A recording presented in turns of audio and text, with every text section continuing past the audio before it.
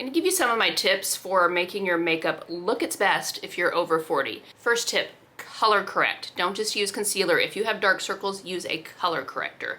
Ideally, a color corrector that is also a concealer, so you can have one layer instead of two.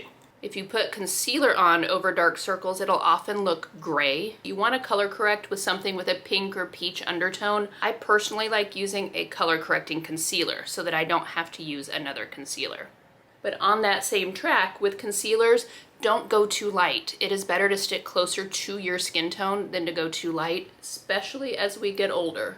Tip number 2, use a skin tint. Skin tints are our best friends when we're over 40. There is a time and a place for a full coverage foundation. Typically, mature skin is gonna look best with a skin tint or a very light coverage foundation. Tip number 3, always blend everything. When you think you've blended it enough, blend it some more. So I usually apply with a brush and then I go in with a beauty sponge afterwards. I do this after my skin tint or foundation. I do this after my contour or bronzer. I do this after my blush. I do it after every single step. Number 4, when choosing a skin tint or a foundation shade, it is better to go too dark than to go too light. If you go too light on your foundation or skin tint shade, it's gonna show more texture on your skin.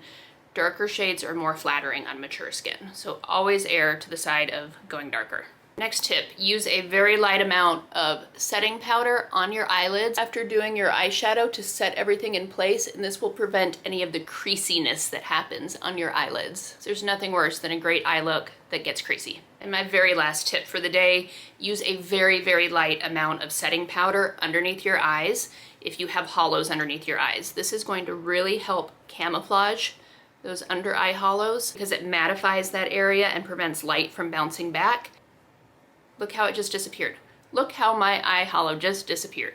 And that is just with the very, very lightest amount of setting powder. Don't be scared of setting powder. Just make sure you have a good powder and make sure you are applying it very, very lightly. I like to use a powder puff, but you can use a brush or whatever your preferred method is. And that's it. Those are my best tips for making your makeup look its best if you're over 40.